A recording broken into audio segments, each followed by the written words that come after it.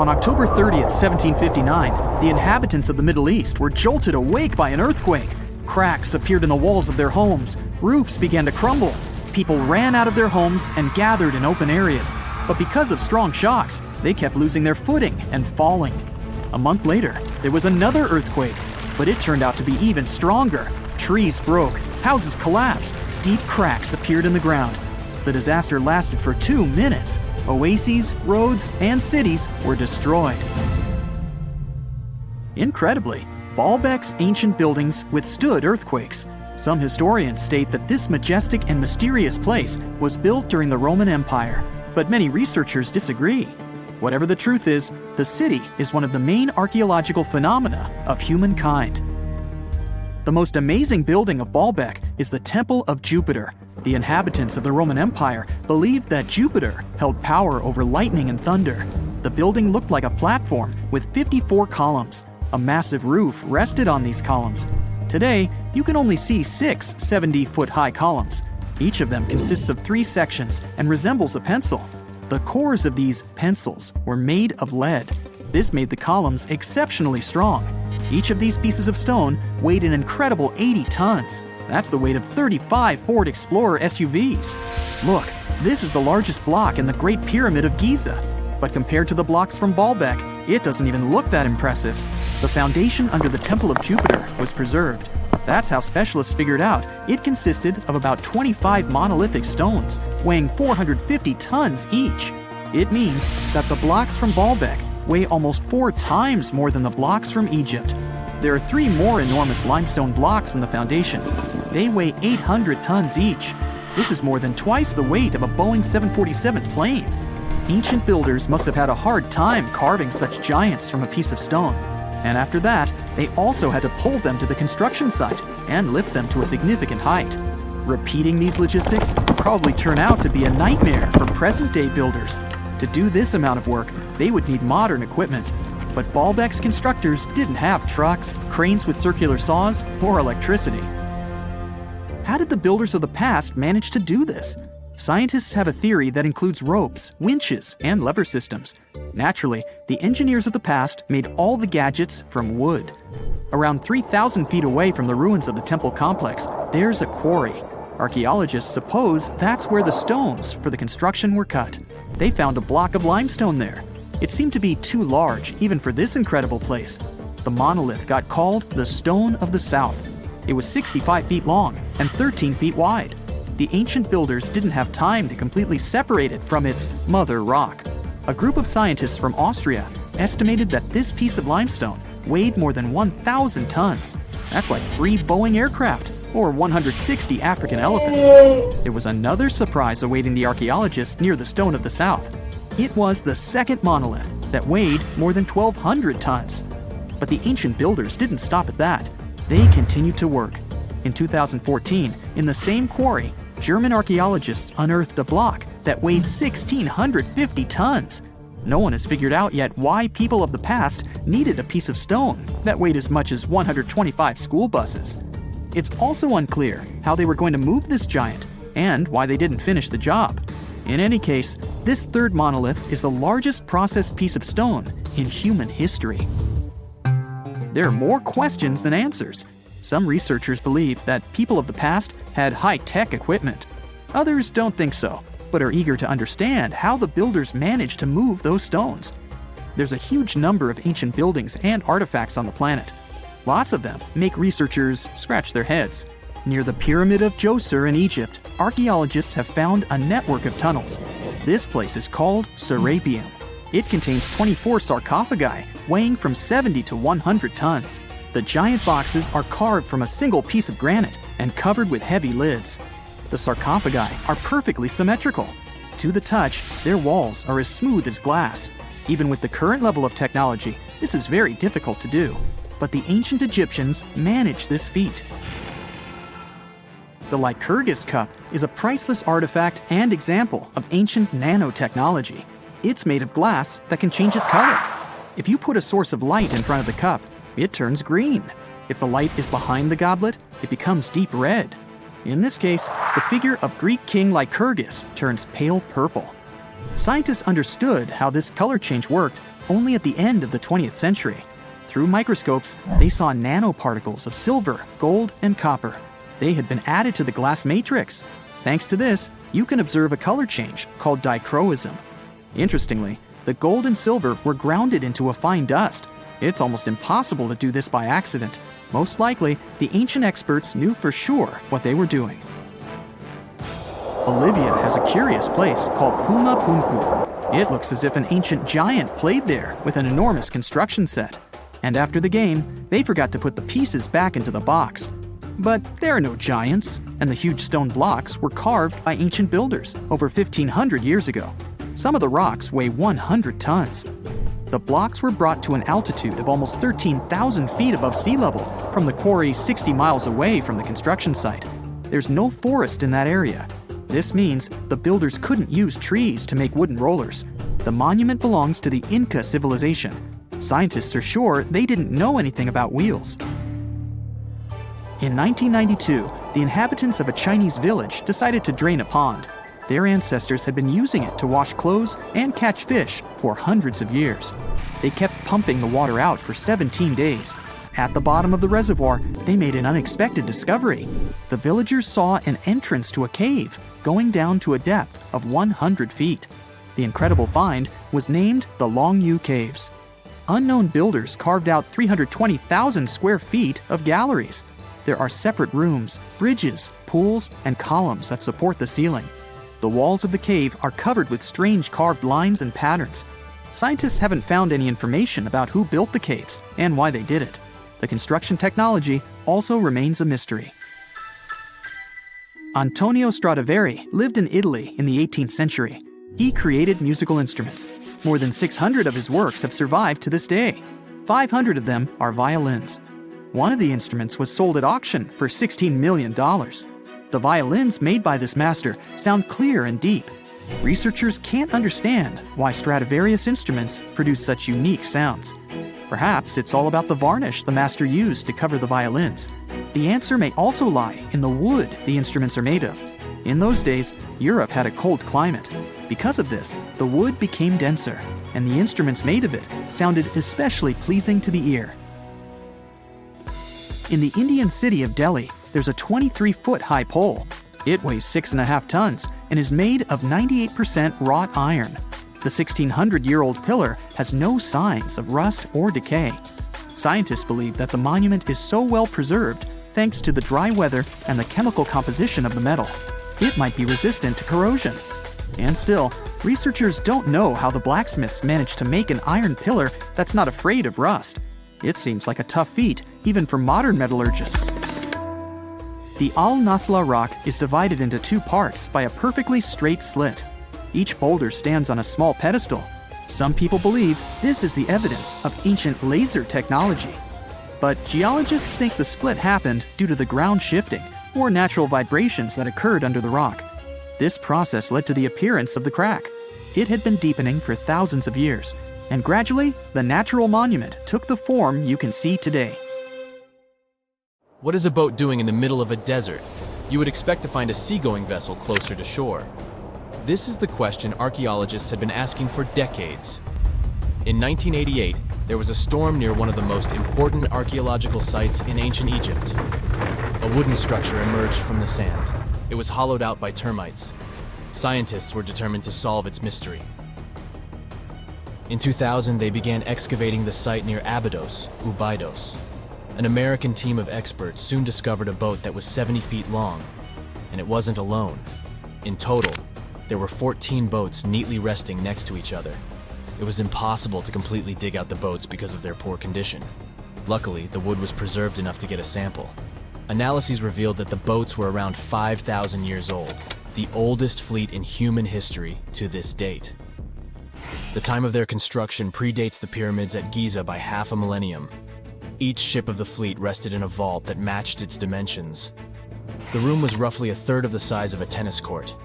It had mud brick walls that featured more than 120 drawings of boats. Ancient Egyptians incised them on whitewashed walls that were excellently preserved. Scientists have known about these mysterious chambers for well over a century. 1901, 1902.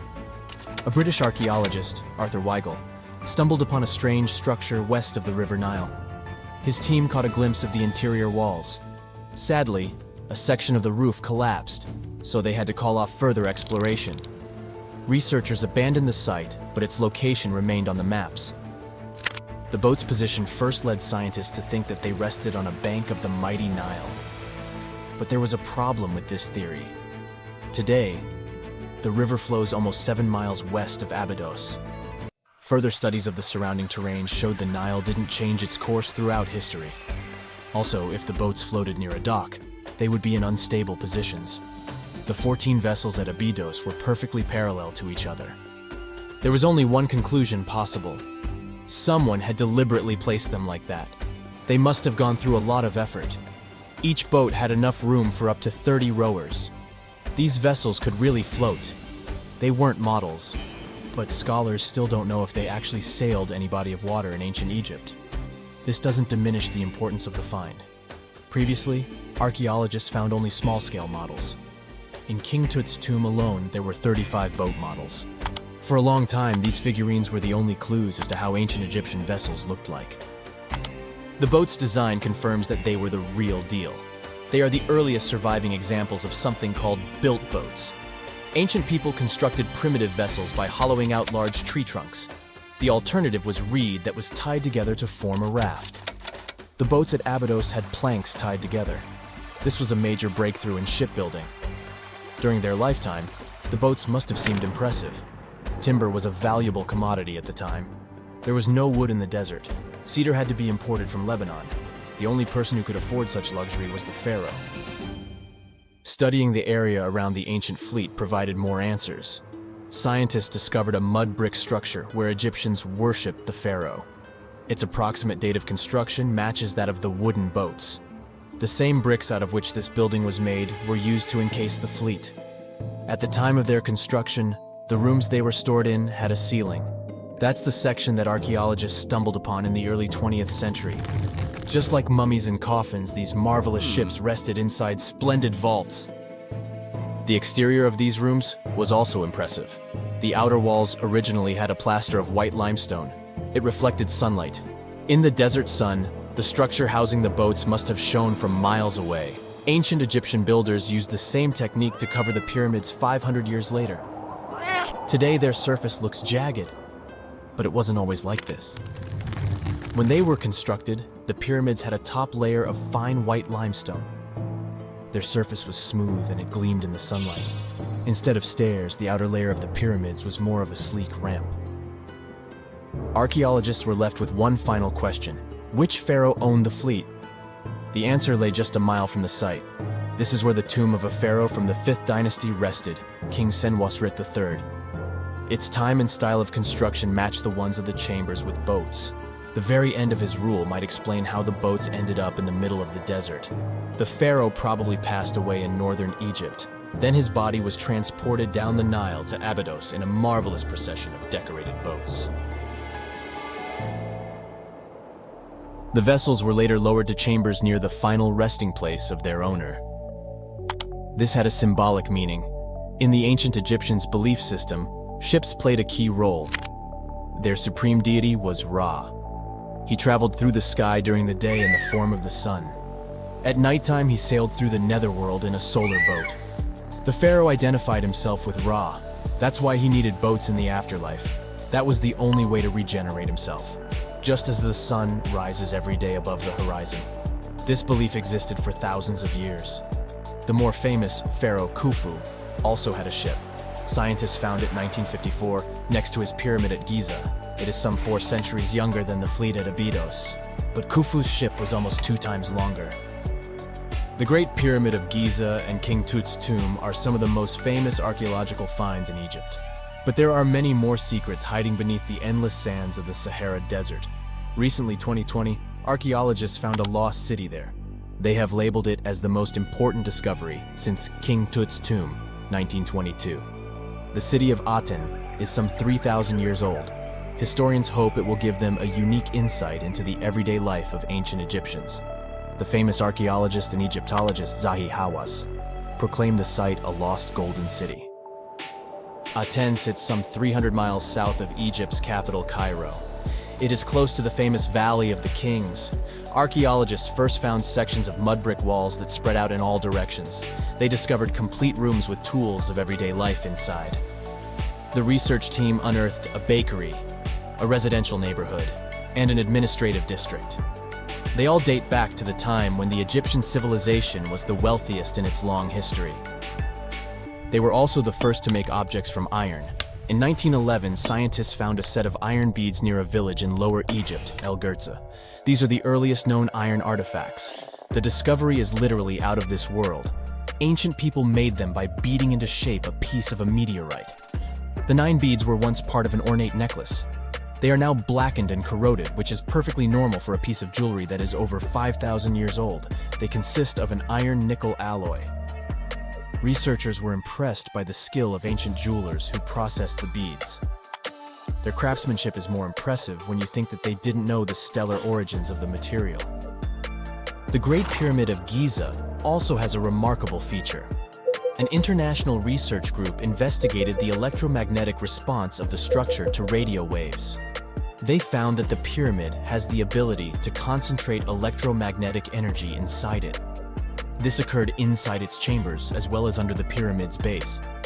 It contains an underground, unfinished chamber.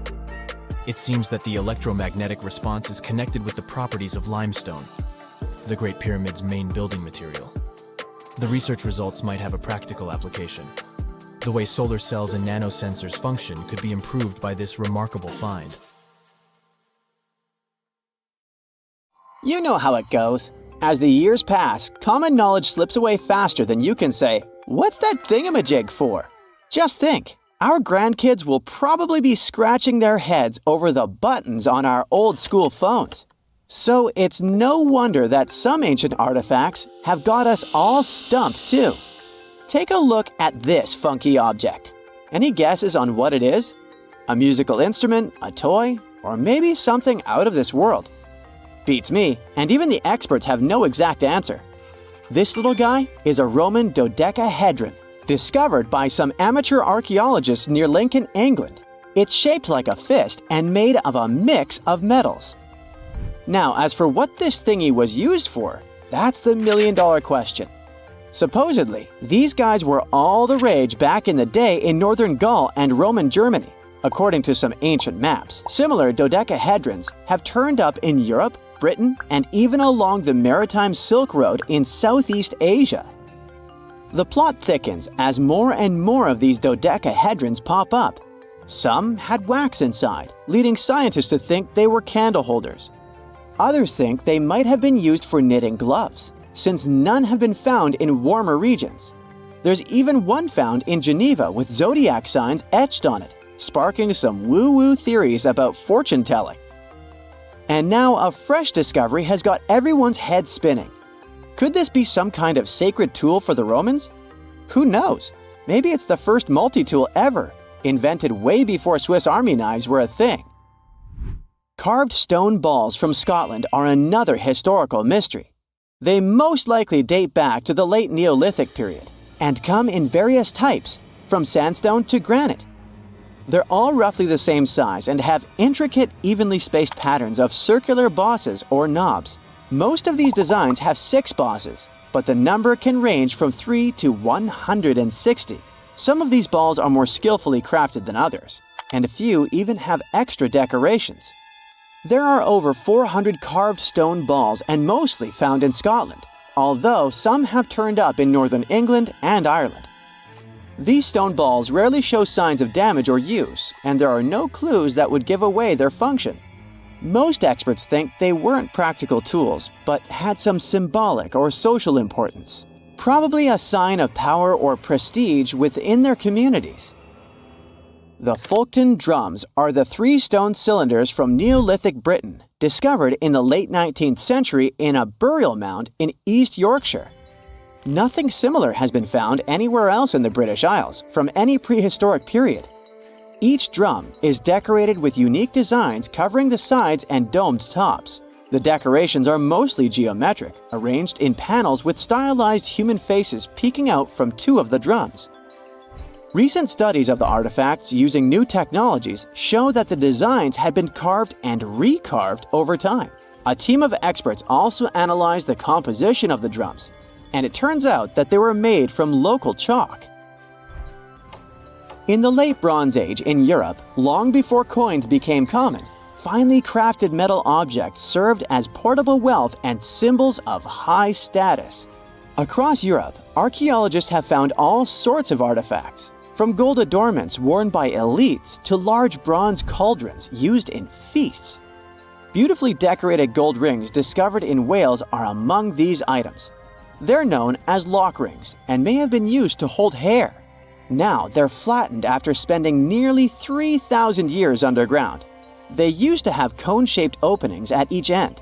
They were found at different times, but were likely worn as a pair and buried together in a single hoard. Other Roman artifacts made of the copper alloy were first catalogued as lunate pendants. But during a recent re-examination, experts found that these items were actually small mortar and pestle sets, known as cosmetic grinders. They were used to grind minerals for makeup and were specifically designed for applying liner and shadows to the eyes. They were mistaken for pendants because of suspension loops that allowed them to be carried on a cord. These cosmetic sets from the 1st century of the current era were unique to Britain. They prove the influence of imported cosmetics and beauty trends from the Mediterranean and Roman provinces, including Egypt. The Salzburg Cube, also known as the Wolf's Egg Iron, was discovered in the late 19th century in Austria. It doesn't really look like a cube, but is more like a rounded object with 2 flat sides. Down the middle, it has a groove, and the surface is covered with pits and craters. Workers accidentally found this artifact when they blew apart a piece of coal. The coal seam it came from is thought to be over 60 million years old. The Salzburg Cube moved between museums, mysteriously vanished in the early 20th century, and then showed up again. Some researchers thought it must be a Victorian-era candlestick holder, but still, no one knows the true story of the cube or its current location. Archaeologists have unearthed an incredible historical find in Pakistan, an ancient sphinx estimated to be around 12,500 years old. The region where it was found was once a busy center of the ancient Indus Valley civilization. It had advanced urban planning, intricate art, and sophisticated drainage systems. The discovery of the ancient Sphinx is a good example of their progressive art. We all know of the Great Sphinx of Giza, but what was the significance of the Sphinx in the Indus Valley culture? Their Sphinx has designs and carvings that show scenes with their daily activities, which means it may have had a more complex role than a symbol of power or guardian. It could stand for a balance between humans and nature, or even a deity associated with agriculture. Arauca in Chile sits on the sandy dunes of the Atacama Desert, known as the driest desert in the world. Long before this coastal town was built in the 16th century, the Chinchorro people called this region their home. Archaeologists found hundreds of their mummies. Radiocarbon dating showed that these mummies are over 7,000 years old, which makes them 2,000 years older than the famous Egyptian mummies. The Chinchorro used special techniques to preserve the mummies, not just relying on the dry climate for that. And unlike the Egyptians, they didn't just do it for the elite members of their society, but for everyone, no matter what age or status they had. The local people living in Arauca now are so used to finding mummies in their backyards that they don't feel weird about living among them. In the winter of 1850, a powerful storm with extra high tides hit the west coast of Orkney, Scotland. The wind and waves ripped away the surf, covering a mound, and revealed stone-built structures beneath. A local antiquarian decided to dig up the village that he thought was from the Iron Age. He managed to unearth the remains of 4 houses and many artifacts from 2 villages. The villages had been buried under sand, so everything was really well preserved. Carbon dating wasn't a thing back then yet, so it was tricky to tell the exact age of the villages. Almost a century later, with new tech, researchers were finally able to tell that the place was actually from Neolithic times. You can still see stone dressers and box beds in the prehistoric houses. Archaeologists and historians working on the famous terracotta army think that it might have been inspired by or modeled on ancient Greek sculptures. It would mean there was a cultural contact between East and West much earlier than we thought, long before the Silk Road trade route. There was probably Western influence in China during the era of its first emperor, who took the throne in 246 before the current era. Before that time, China didn't have a tradition of building life-sized sculptures. Earlier terracotta soldiers were much smaller, less than 10 inches tall. Greek artists might have even been present to train Chinese sculptors. We've all heard of the Sahara. Sure you have. It's the largest hot desert on the planet. A sea of sand covering an area larger than the contiguous United States. But have you ever wondered what lies beneath the sand dunes? To answer this question, we must travel deep into the past of our blue planet. Up until some 6,000 years ago, the Sahara was grassland. Humans were around at this time, not me, spreading agriculture around the planet. In the north of Africa, the color green dominated.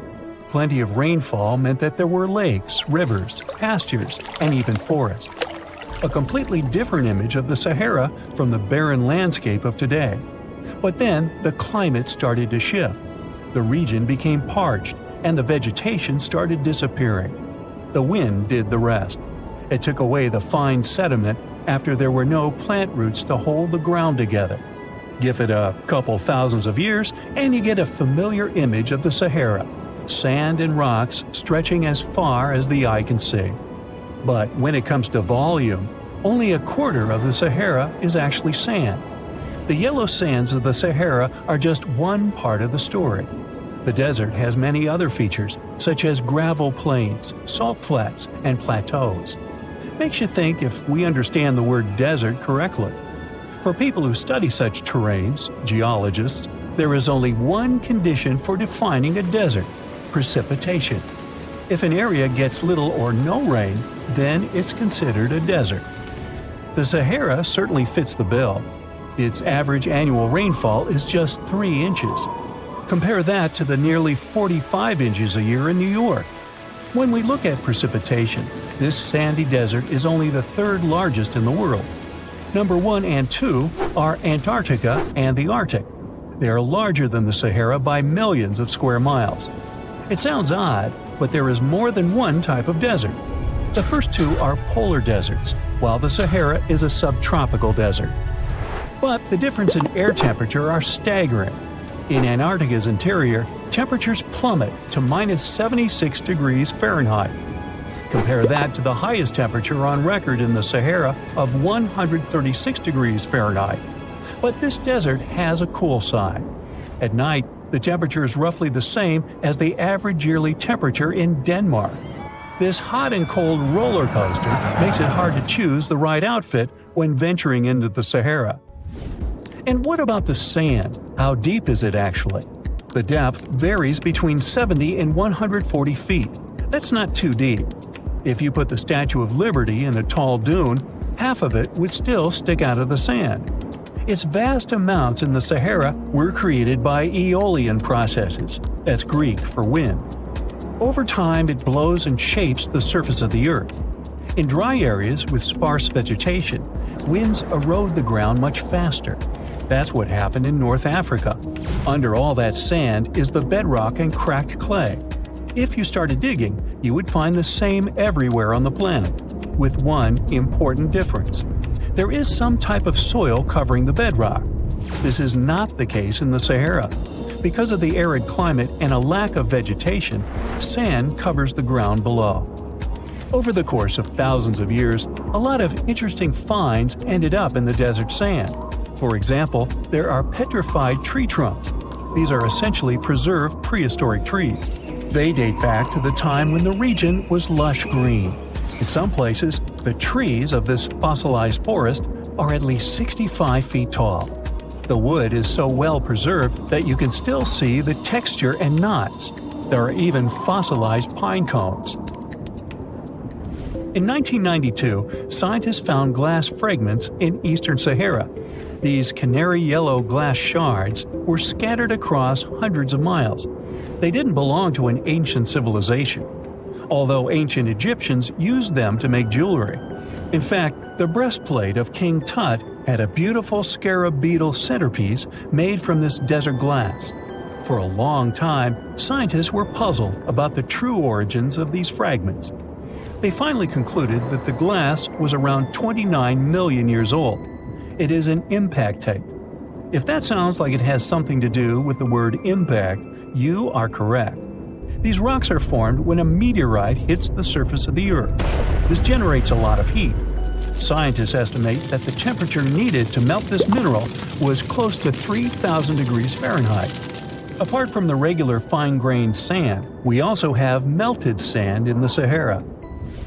But the desert conceals other unlikely artifacts. Shark teeth are a common find in Morocco, which sits in the western part of the Sahara. What are the fossilized teeth of these marine predators doing in the middle of the desert? This part of the world looked entirely different millions of years ago. There was a sea cutting right through what is now a desert. The Trans-Saharan Seaway ran the length of present-day Algeria and Mali. It was around 165 feet deep. That was enough for all sorts of aquatic animals to inhabit it. Large catfish, sea snakes, and of course sharks lived in the area. British archaeologists even unearthed a turtle shell in Mali in the 1980s. For centuries, there was even an entire city hidden under the desert. Timgad was a Roman outpost constructed by the Emperor Trajan around the year 100 in the current era. For various reasons, its residents abandoned it around the year 700. The sands of the Sahara soon engulfed the city. It had remained hidden for nearly 1,000 years. Then, in the 1700s, a Scottish explorer started digging out the city. His team first uncovered a sandstone triumphal arch 40 feet high, similar to the ones we can see in Rome and Paris today. An amphitheater soon popped out of the sand, and it was followed by well-preserved statues of Roman emperors. The Scotsman's find was so impressive that no one believed him at first. It took 2 more centuries for archaeologists to fully excavate the city during the 1950s. The site covers a surface as large as 10 polo fields.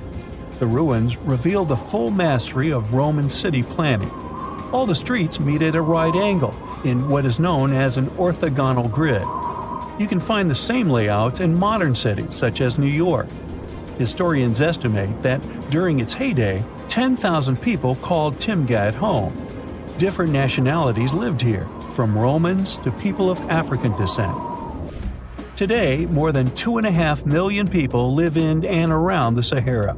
They are spread across 11 countries in total, and their living space is growing. The desert is 10% larger than it was just a century ago.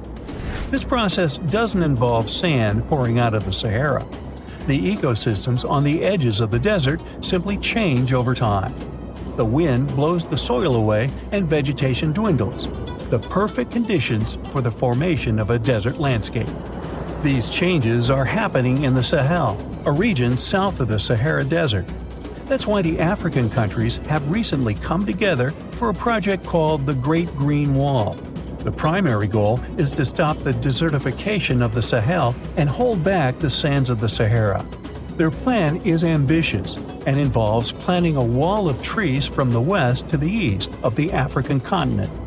The proposed forest is not only going to be long, but wide as well. The Sahara and the Sahel share a historic bond. Since antiquity, camel caravans have been making the journey from Africa's Mediterranean coast in the north to the savannas in the south. The golden age of this trade kicked off in the 9th century. The perilous journey took several months to complete. The route was 2.5 times longer than the length of the Grand Canyon. Explorers still find evidence of these ancient caravans hidden away under the sands of the Sahara. The Azores are 9 islands in the Atlantic Ocean, sitting about a third of the way from Europe to North America. A history textbook will tell you that the Portuguese explorers discovered this beautiful archipelago in the 15th century. Until then, they were uninhabited. The island still belonged to Portugal, so there seems to be no controversy or mystery here, except for the fact that some researchers think the Azores were home to an ancient civilization from thousands of years ago. Others support the idea that the famous Atlantis itself was here. In 2010, archaeologists announced that they found some structures on the islands which looked like they were from the Stone Age. If that's true, it would mean that there was a civilization back then which was advanced enough to travel this far and settle on the remote islands. A special scientific commission studied the matter and concluded that those structures were natural rock formations or had a more modern origin. So the first settlers were supposed to have been the Portuguese.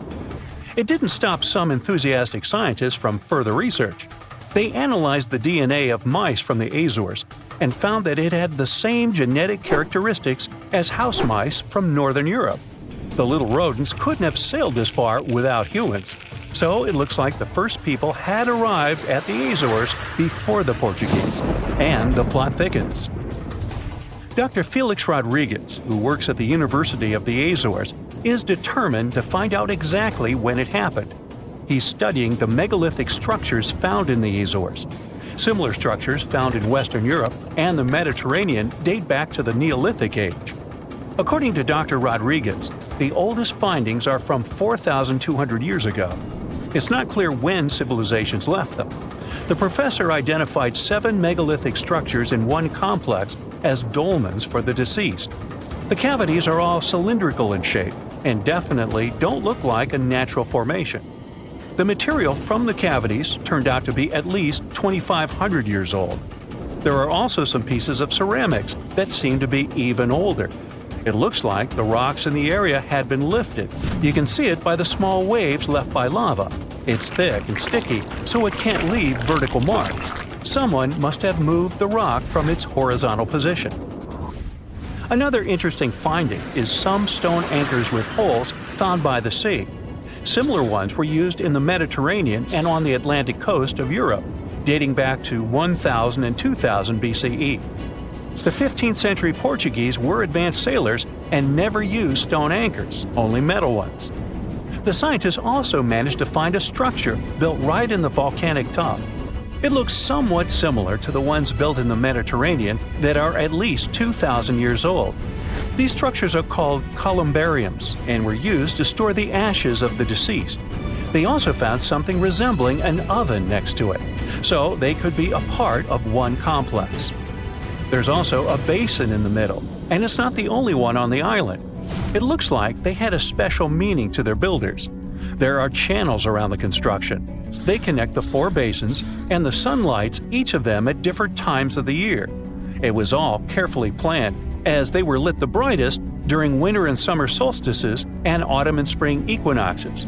The water passed through all the basins and went directly into the sea. It could have been a purifying ritual. Now, some people are skeptical about the findings and believe they're all parts of a fortress from the 16th century. Professor Rodriguez is determined to prove it's all much older. There must have been some ancient civilization here that could have left because of the volcanoes that go crazy every 50 years. Antonietta Costa, a postdoctoral student at the University of Porto in Portugal, is also sure that the first people came to the Azores in prehistoric times. She has studied standing stones with small openings, explained as cuts for quarrying the stones. Costa believes they are part of a calendar system. She noticed that none of the slits in the rocks were aligned with the cardinal east direction. The slits closest to it are smaller than the ones facing other directions, so it can't be just a coincidence. It also looks like the slits are aligned with the solstices, and that's what makes Costa think it could be a calendar. She also thinks the inscriptions left on slabs of bedrock on the islands are much like those maps that were left on the rocks during the Stone Age in mainland Europe.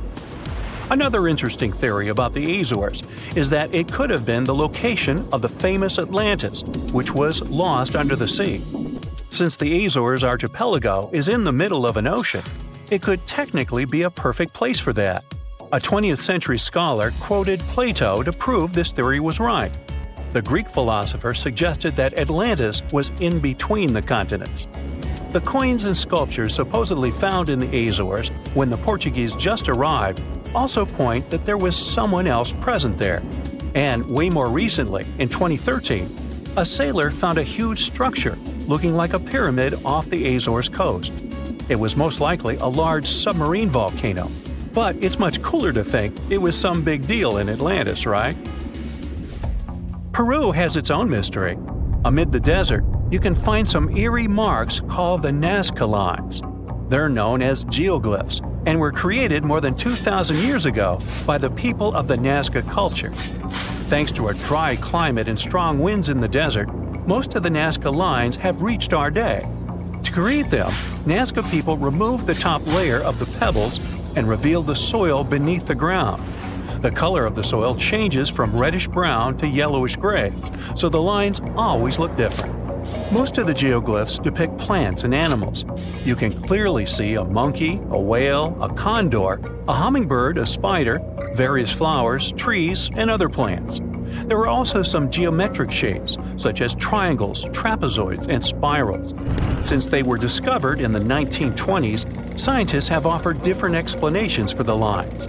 Some say that in Nazca culture, people ascribe special significance to these motifs, so they probably created these shapes for deities in the sky to see. Others believe they were a sort of astronomical calendar, and animal sketches were modeled after groups of stars. This theory was proved wrong, so the purpose of the lines remains a mystery. Another place that leaves many questions is Nimrut Mountain in Turkey. This mountain has a complex of monuments with temples and tombs. It was built by the Kingdom of Commagene, which ruled here around the 1st century BCE. There are statues of King Antiochus, 2 lions, 2 eagles, Zeus, Hercules, and Apollo. Archaeologists found the ruins of this complex at the end of the 19th century. They thought it had been built by the Assyrians. Then, some of the most famous scientists of the time came here and found an inscription in Greek. It had details about the sculptures and the names of important members of the Commagene royal family. It looked like it had been put there for future visitors. The scientists established that the statues used to be full-size figures. Changes in temperature, strong winds, snow, and the bright sun didn't leave them a chance to last in all their original glory. Plus, the complex is in an earthquake zone, so all you can see now is mostly the heads of the statues. They look incredibly complex and large for their time. The biggest question is, how did the people who lived thousands of years ago manage to create such huge sculptures on top of the mountain?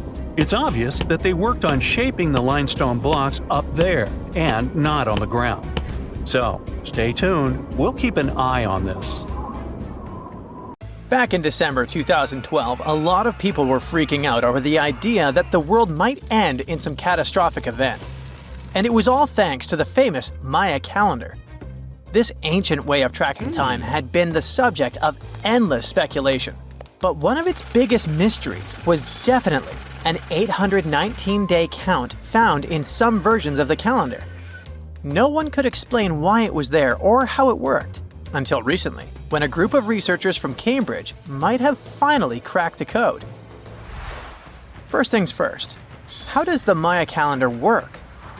So the system the Maya civilization used to track days was based on something we now call the calendar round.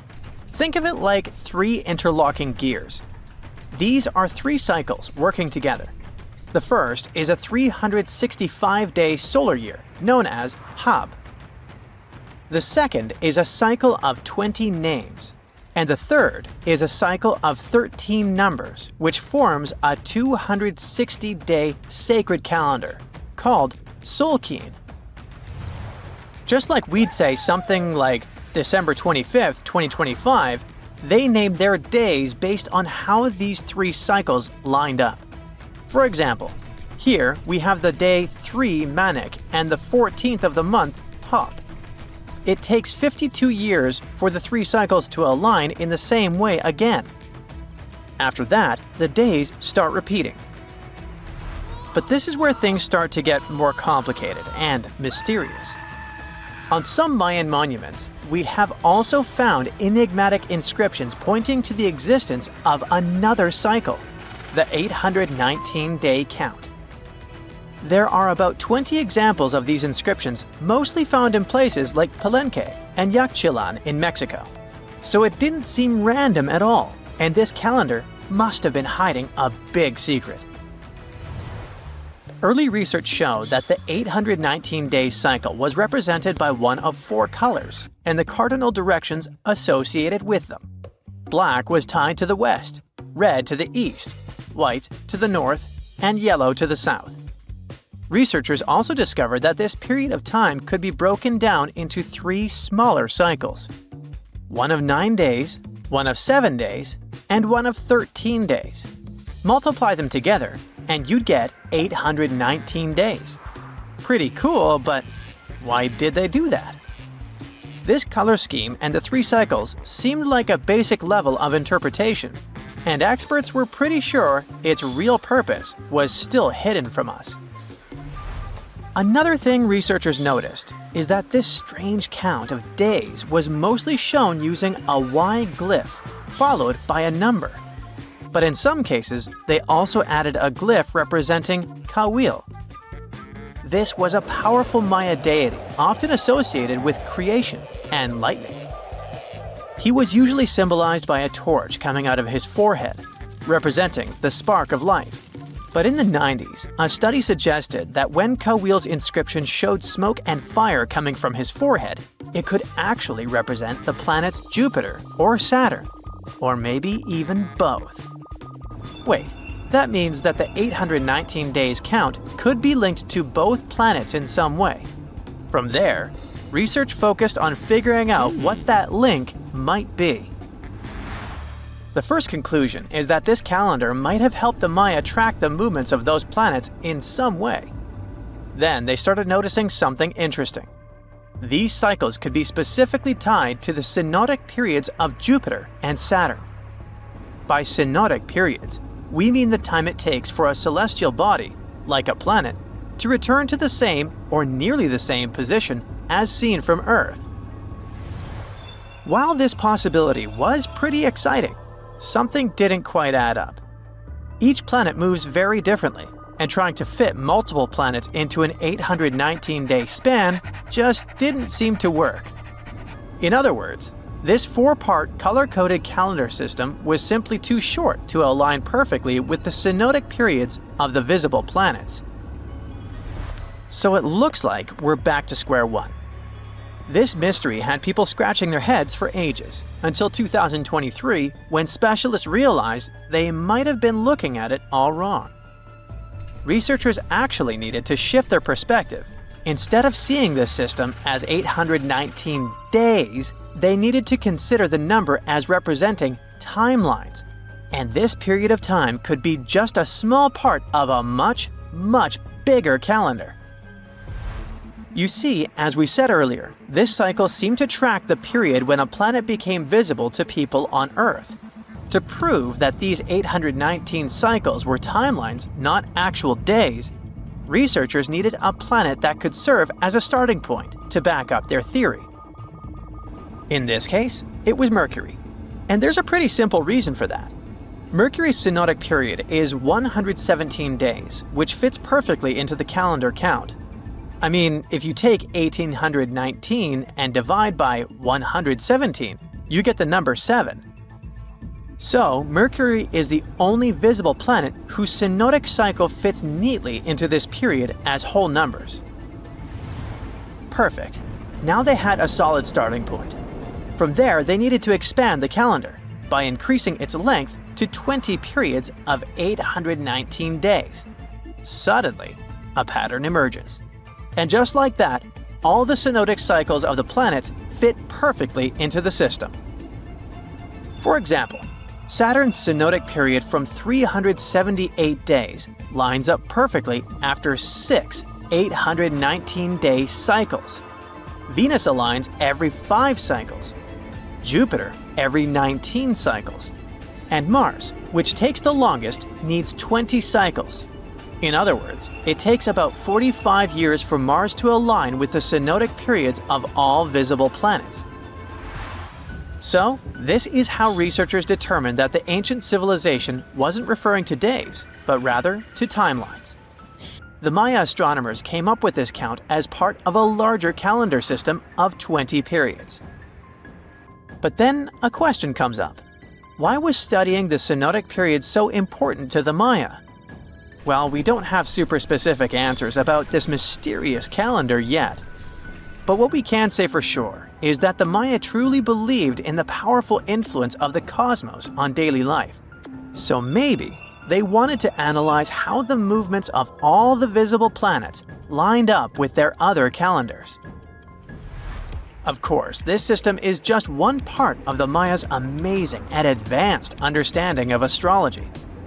And it wasn't just about using astrological cycles for planting and harvesting. They also had crazy specific knowledge, like how to predict solar eclipses. Archaeologists believe the Maya connection to the stars is reflected in the ruins of their world. Take the famous pyramid in the ancient city of Chichen Itza, located in Mexico's Yucatan Peninsula.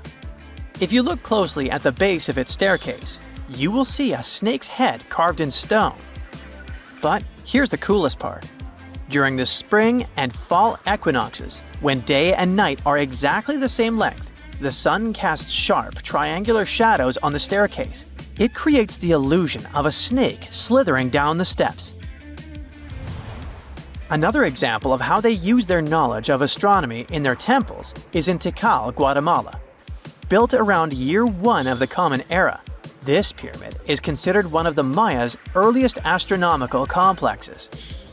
And its alignment and orientation allowed them to track and calculate solstices and equinoxes with incredible precision.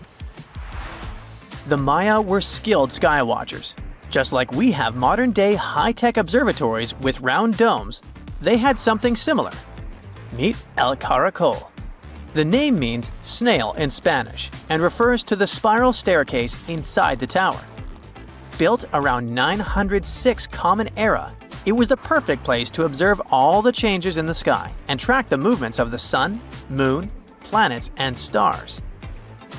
Unlike us today, with our telescopes, satellites, and advanced tools, the Maya relied entirely on naked eye observation, and that makes their achievements even more incredible. 1,000 years ago, near modern-day St. Louis, Missouri, there was a vibrant, bustling city called Cahokia. It was a Native American city, the largest and most influential one in Mississippian culture. At its peak, around 1050 BCE, Cahokia was home to as many as 30,000 people, making it larger than Paris at the time. But what's interesting is that Cahokia didn't have any big marketplace.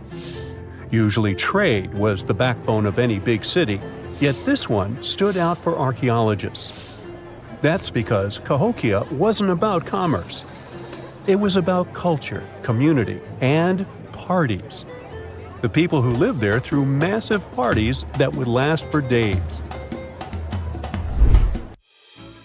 The city's grandest feature was its 50-acre plaza, surrounded by amazing earthen pyramids. This massive space could hold over 10,000 people. Imagine them all gathering there for festivities, dancing, drinking coffees and teas, feasting on deer, and betting on sports. The events were super lively. Cahokians would wear awesome costumes, style their hair in interesting ways, and decorate their bodies with tattoos. Athletes were playing a game called Chunky, where they hurled spears at a rolling stone disc, competing to get as close as possible. The roar of the crowd filled the air, and performers showed off their skills.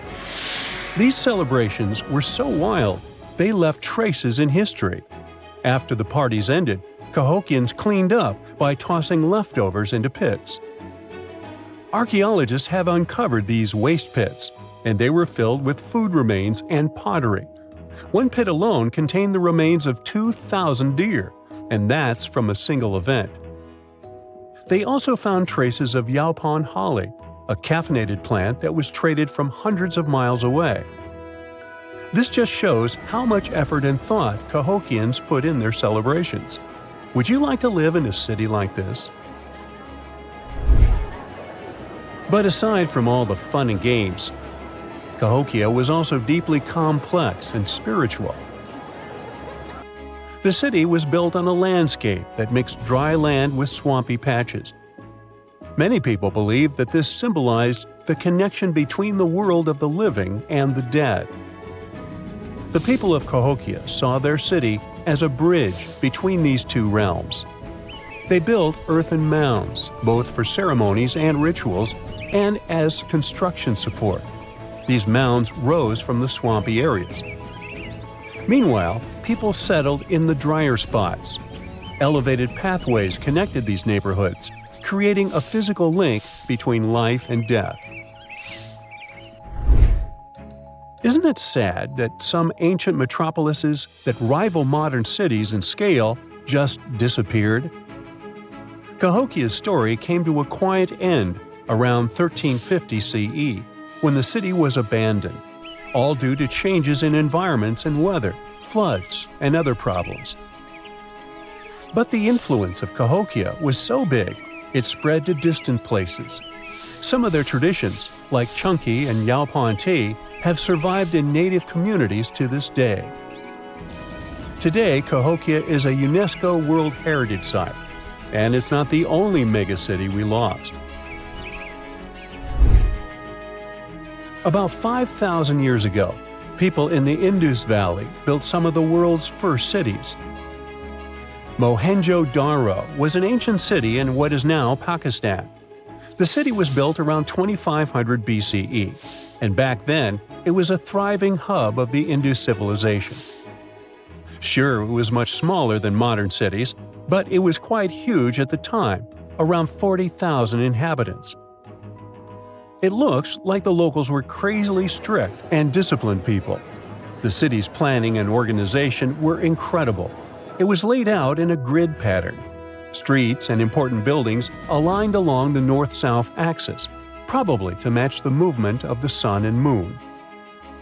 They also built one of the most advanced systems for water and waste management of their time. The city had about 700 wells. Nearly every house had its own. Most homes also had private bathrooms with drainages and even underground sewers. This shows how skilled these people were at staying clean. And with all this discipline, it looks like there were no kings, queens, or even a central government. They could still have some authority, like local elites or elected officials, just not a classic strict monarchy or religion.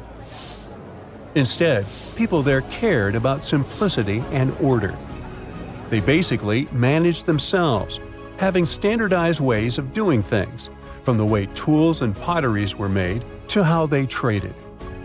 Which is why, unlike many other cities, Mohenjo-Daro didn't have grand palaces, temples, or monuments. Instead, they had public areas known as citadels. People gathered at citadels for rituals, meetings, and storage of grain. And it seems like this way of life worked perfectly.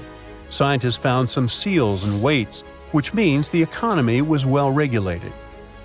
Archaeologists found some intricate artifacts like ivory, lapis lazuli, carnelian beads, and gold jewelry.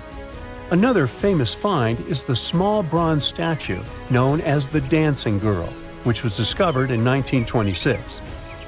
Mohenjo-Daro wasn't poor at all. And they also pulled off some awesome buildings. Staying clean was clearly way more important to them than displays of wealth or power. So they created the Great Bath, one of the most famous structures in the city. It's a large, watertight pool built with baked bricks, perched on a mound of earth, being almost a religious place, the closest thing they had to a temple. Meanwhile, the city itself was built on a series of mounds. They grew taller over the centuries as people added new houses and structures. Why did the city fail? No one really knows. there's something mysterious about the sculptures archaeologists found. Many of them seemed intentionally broken. This means the city's later inhabitants, maybe invaders or something, destroyed them for some reason. Some scientists think that the Indus River may have shifted course, disrupting agriculture and trade. But there's no evidence of a flood or any big event like this. It just seems like, over time, the entire Indus civilization just gradually faded away. By 1900 BCE, the culture had shifted and didn't leave much behind. Let me tell you now about the ancient city of Kos, which is located where the modern town of Kos now stands in Greece. Imagine arriving by sea, and the first thing that hits you is the sheer grandeur of its agora, this massive public square built with stones in different colors, laid out on terraces that rise above you. It was one of the biggest in the ancient world, and it made a great impression on anyone approaching the city. This place has a rich history, dating back to around 2300 to 2200 BCE. A long time ago, local folk gathered up from different parts of the island to form a new city in the northeast. People have lived there since the Bronze Age, and over time, it became a super important center of culture and trade. And no wonder, since it's right near a natural harbor.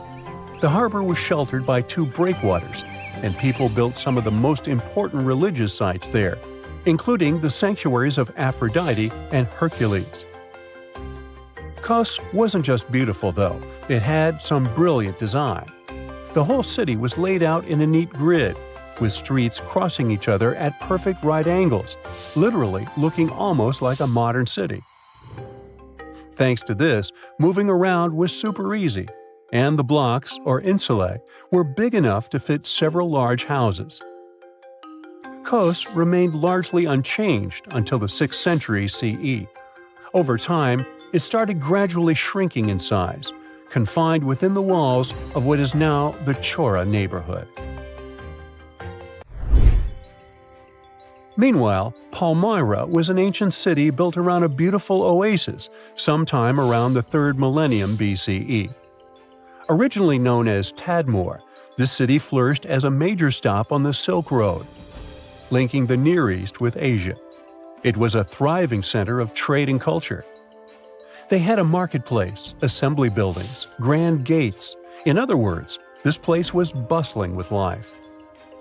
The city has been through many hands throughout its history, from the Byzantine to Arab caliphates, which is probably why it had some awesome architecture. An interesting blend of Greco-Roman, Persian, and Arabic vibes. The Temple of Bel, the Great Colonnade, and a Roman-style theater. But, like all the others, it decayed over time. Palmyra's importance faded, and by the early 1400s, it had been largely destroyed. But at least its ruins remain. Right now, they're a UNESCO World Heritage Site. Ooh, so check this out. Researchers just found some super old footprints from a family of extinct humans, like we're talking 300,000 years ago. The prints belong to a group of Homo heidelbergensis. Ooh, that's a tough one, but I nailed it. So those dudes were pretty advanced for their time.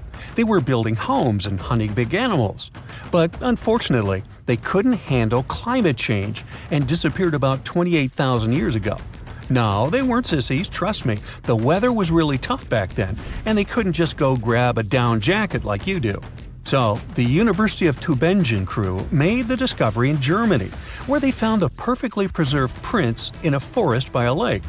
Apparently, elephants, rhinos, and other critters used to come relax by the lake, and so did this Heidelberg family.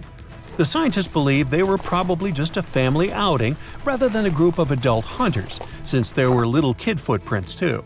And depending on the season, they could munch on plants, fruits, leaves, shoots, and mushrooms around the lake. Experts even found tracks from an extinct elephant species that used to weigh up to 13 tons. Now, can you imagine seeing one of those in person? Just so you know, 13 tons is about 45 times as heavy as a pig. Like, they were digging around in Schöningen, when they stumbled upon some elephant tracks that were 21 inches long. That's like the length of a really big ruler. They even found wood fragments in the ruts that the elephants had left behind. But wait, there's more. They also found a rhino print from the Pleistocene era, which is pretty wild. It's the first time they found a footprint from this particular species in Europe. Who knew rhinos had such big feet? Except those whom the rhino stepped on. Meanwhile, over in New Mexico, some British and American archaeologists found some ancient human footprints that date back 23,000 years. They used radiocarbon dating to figure out when these footprints were made, and it turns out they were stomped into the mud during the last glacial maximum. That's when ice sheets covered much of North America and sea levels were lower than they are now. Now, we've always thought that humans first made their way to North America between 13,000 and 16,000 years ago. But these footprints suggest that our ancestors were wandering around way earlier than that. Some people even think that humans might have been hanging out in North America as far back as 33,000 years ago, although not everyone is convinced. Alrighty, if there were footprints, there must have also been some shoes too, am I right? Well, researchers may not have found signature Gucci loafers, even though they've been around since 1953, but they did find a cave in Armenia full of ancient artifacts from the Copper Age. And guess what? Those artifacts included a seriously well-preserved shoe that's now the oldest footwear ever found. That footwear was made from a single piece of cowhide leather, which is pretty rare today, despite all the fancy schmancy technological upgrades we've got today. Talk about premium quality. Currently, the coolest modern-day designer shoes are trying to copy this hole-cut technique. The shoe was also rubbed with some kind of plant or vegetable oil for extra durability, and it even had shoelaces that crisscrossed through a series of holes, just like our beloved sneakers today. The shoe was about the size of a woman's US 7, so we're guessing it was tailor-made for some fancy-pants wealthy person. Can you imagine rocking these feet whips back in the day? They were possibly the talk of the town. Now, since we're talking about shoes, have you ever had that gross feeling when you step in something sticky? Especially if you're wearing a brand new pair of white sneakers? No, not what you're thinking. I'm talking about chewing gum. It's a total buzzkill to have it stuck to your shoe. A super cool British archaeology student named Sarah Pickett found a 5,000-year-old piece of Neolithic chewing gum made from birch bark tar while on a dig in Finland. It even had tooth marks in it. Who knew our ancestors were into chewing gum too? Apparently, birch bark tar has antiseptic properties, so it's believed that Neolithic peeps chewed it to help treat mouth and gum infections. So it looks like people have been spitting out gum since the beginning of time. Ah, what a tradition. Prehistoric designers had way more than just shoes to offer to prehistoric fashionistas. You're not going to find such a statement piece in the mass market, and I'm not sure about high-end boutiques either. Yep, it's supposedly the oldest purse ever found, and yep, those are dog teeth used as decorations for a handbag. According to one of the archaeologists, these teeth were all the rage back in 2500 BCE. People were putting them on everything, from clothes to jewelry. But this particular handbag was something special. It had over a dozen sets of teeth and was super fancy, which means whoever owned it was perhaps a VIP. Unfortunately, the purse itself didn't survive the test of time. All that's left are these teeth, pointing in the same direction and looking like a modern-day handbag flap. It must have been truly chic back in the day, but it's a good thing we've moved on to more humane materials for our accessories. Did you hear about the dino-sized discovery on Yorkshire's coast? Yep, sometimes scientists discover not human footprints, but dino footprints. This time, they found a record-breaking dinosaur print that could have been left by a predator taking a break 166 million years ago. Can you imagine a T-Rex lounging on the beach with a smoothie in hand? This 3-foot-long fossil, spotted in Burniston Bay near Scarborough, is the largest ever discovered in the region. The team of researchers who studied the track concluded that it was made by a giant carnivore like a megalosaurus. That's one big and hungry dino. The footprint is the largest made by a theropod, which is a group of bipedal dinosaurs that includes the infamous Tyrannosaurus rex. So, we're talking about some seriously big and scary creatures here. A paleontologist from the University of Manchester said the discovery had shed new light on the behavior of these carnivorous giants. Apparently, features of the footprint suggest that this large predator was squatting down before standing up. Maybe it was doing some yoga or taking a bathroom break. Who knows? Another archaeologist, Marie Woods, stumbled across the print while collecting shellfish on the shore. She said she couldn't believe what she was looking at. I mean, who would expect to find a giant dinosaur print while picking up some clams? It's lucky that Ms. Woods and Rob Taylor, a local fossil collector, rescued the fragile print from the shoreline. Experts warned that it was at risk of being lost to erosion or landslides. Now, plans are in motion for the footprint to go on public display at the Rotunda Museum in Scarborough. But there's some more dino-mite news. Several drought conditions in Texas have revealed ancient dinosaur footprints that are over 100 million years old. Multiple dinosaur tracks belong to the dinos were recently discovered at Dinosaur Valley State Park in northwest Texas. The droughts have caused a river running through central Texas to dry up almost entirely, which is how these prehistoric prints were finally uncovered. This guy was a real beast, measuring 15 feet and weighing in at 7 tons. It used to roam the area over 113 million years ago, according to the state park. About 60 prints from this dino have been revealed due to the drought, with an estimated 140 tracks from the dinosaur in total. But that's not all. Prints from Sauroposeidon were also discovered. This creature was a massive 66 feet long and weighed about 48 tons when fully matured. Experts believe that the Acrocanthosaurus preyed on Sauroposeidon, which explains why their prints were found together. There's a weird thing though. Sauroposeidon was bigger than Acrocanthosaurus. Can any professors please explain to me why the smaller dude would munch on the bigger one? You've probably heard about the mysterious sea state of Atlantis. It was a high-tech utopia where people lived happily, but then something happened, and Atlantis disappeared from the face of the earth. Many people believe that this city lies at the bottom of the Atlantic Ocean. But what if we've been looking in the wrong place all this time? What if it's somewhere different from where they're trying to find it? What if all this time Atlantis was in the middle of the Sahara Desert? Well, this unexpected theory has some evidence, but to study this version, you first need to understand what Atlantis was and how we got to know about it. The very first mention of the mysterious city was in 360 BCE. Ancient philosopher Plato wrote about Atlantis. His work, Dialogues, described Atlantis as a rich land with advanced technologies. Its inhabitants were powerful, intelligent, and beautiful, like superhumans. He described in detail the structure of the city, and this was the main reason why many people believed in the existence of Atlantis. According to his records, the Atlanteans built this place in several concentric circles of black and red stone. Then they covered these circles with brass, tin, and precious metals. In the city, there were water channels on which ships sailed. The Atlanteans were sailors, so they built a passage from their city to the open sea. On the internet, you can find many drawings of Atlantis, created based on Plato's descriptions. Take a look at these drawings and an actual photo of the Eye of the Sahara. This place in the Sahara has a shape of several concentric circles. It looks as if a destroyed city left a trace on the sand. Many people have written online that the lost city was located there, but no one could prove it.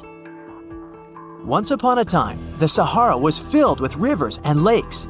In prehistoric times, there was only water there. So far, everything matches. The Eye of the Sahara was first discovered in the 1930s. This place was considered a crater from a fallen meteorite. But in the middle of the 20th century, scientists conducted a soil analysis and refuted the version with a fallen space rock.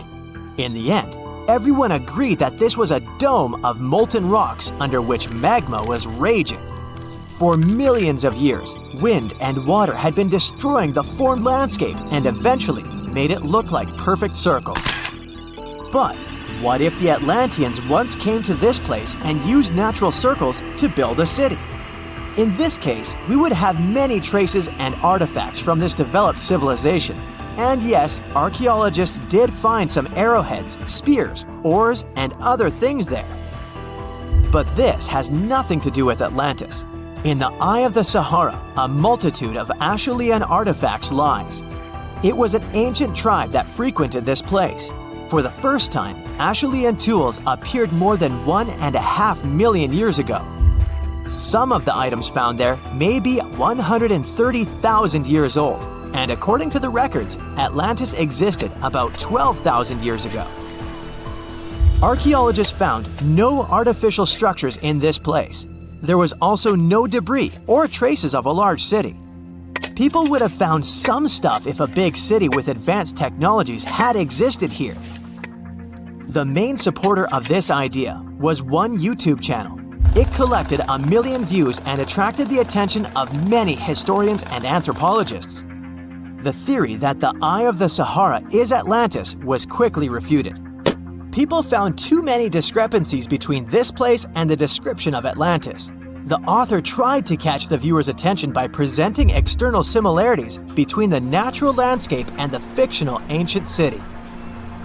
Another popular theory claims that Atlantis was a real continent located off the Bahamas, but then this city was swallowed up by the Bermuda Triangle. According to this legend, the city ruins still lie at the bottom of the triangle, but there's no confirmation of this theory either. Writer Charles Berlitz invented it. Adherents of this theory claim that the walls and streets in the western part of the Bahamas might be the ruins of Atlantis. But scientists disagree. They have proven that these walls are natural formations of coastal rocks. There are also rumors that the story of Atlantis was inspired by an actual historical catastrophe, the Black Sea Flood. This is the Bosporus, a strait in Turkey connecting the Black Sea and the Sea of Marmara. Around 5600 BCE, the Black Sea was twice as small as it is now and had many cities on its shores. Unfortunately, a huge flood destroyed this flourishing civilization. Within a year, cities descended underwater, and surviving inhabitants moved to foreign lands and spread stories about the flood. Maybe these stories inspired Plato to come up with Atlantis. In the 1950s, people came up with another version. Atlantis was the continent that is now Antarctica. Tens of thousands of years ago, a warm continent with a developed city shifted to the northern part of our planet because of the movement of Earth's crust. The Atlanteans couldn't adapt to the cold conditions, and Atlantis was covered with a thick layer of ice. This theory was refuted when scientists began studying the tectonic plates' nature. It turned out that Earth's crust couldn't have moved such a huge continent as Antarctica. The tectonic plates don't behave this way at all. But the main question is, was Atlantis real? No one had described it before Plato. Perhaps the philosopher came up with it. Maybe he did this to emphasize the correctness of his views on life and to identify his philosophical theories. In his works, he wrote a lot about divine and human nature and how people can destroy this nature. He spoke of decaying ideal societies because of immoral behavior and vices. The Atlanteans were once moral, spiritual people who created a utopia, but then they became greedy and mean. They destroyed their inner nature, and for this, they had to witness the destruction of their city. One night, fires and earthquakes hit Atlantis and plunged the city into the sea. The higher powers punished people for their immoral behavior, and Plato also wanted everyone to be afraid of moral decay. But judging by the descriptions of the earthquakes and fire, it may seem that Atlantis was destroyed by a volcanic eruption, as it was with the ancient Roman city of Pompeii. And such destructions have happened pretty often throughout history. Natural disasters ruined many developed cities. One of the most famous cases occurred in 1100 BCE in the Mediterranean Sea, when a volcanic eruption destroyed the highly developed Minoan society. The Minoan society existed for about 2,000 years. These people mostly lived on the islands of Crete and Santorini, located north of Crete. The Minoans had beautiful houses, a sewage system, and a developed economy. They were engaged in agriculture, grew fruits and vegetables, painted frescoes, and made jewelry. They were the first people to found the thalassocracy, an empire based on the sea. They lived off of fishing, piracy, and maritime trade. At the time, they performed cruel rituals, and their way of life was far from moral. They were used to earthquakes on the island of Santorini, so they reinforced the walls of the city with wooden beams, but they didn't know what a volcanic eruption was. And when the sulfur smell appeared in the air, they didn't suspect the impending catastrophe. When the volcano spilled out tons of lava and ash, all the residents of Santorini abandoned their homes and tried to escape, but they couldn't. The eruption and earthquake triggered a tsunami. A large wave flooded the coastal part of the island of Crete. This hit the economy of the Minoans hard and destroyed their port harbor.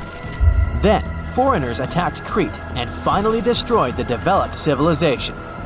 Some historians think that Plato could have referred to the Minoan Empire when describing Atlantis. Using their example, he showed how immoral actions could destroy people. There's a ship drifting somewhere in the ocean without a crew. The last time someone saw it was over 50 years ago.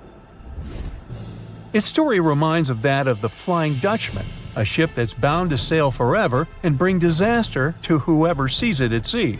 At least the legend says so.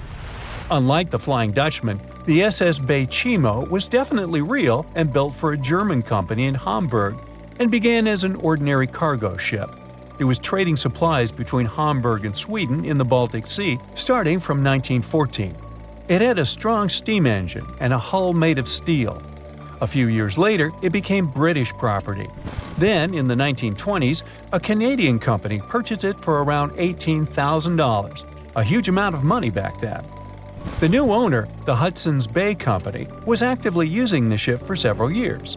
They would often send it on voyages from its home port in Scotland to Siberia, Alaska, the Yukon, and the Northwest Territories. It also passed through the Panama Canal and even the Suez Canal, with fur pelts for sale on board. Sometimes it would also transport passengers. It had completed 9 successful voyages before this strip of good luck came to an end. Starting from the 1930s, SS Bay Chimo would have trouble with ice and storms. When it first got trapped in ice in October of 1931, some of the crew managed to escape to Alaska. 15 of 22 sailors decided to stay with their vessel and try to save it. They had furs and other valuable cargo worth around $58,000 aboard. The company sent them supplies to survive the winter. They set camp near the ship out of the hatches, tarpaulins, and other materials, and offloaded the cargo. At the end of November, a blizzard rushed through the area, and it seemed like it had taken the ship with it.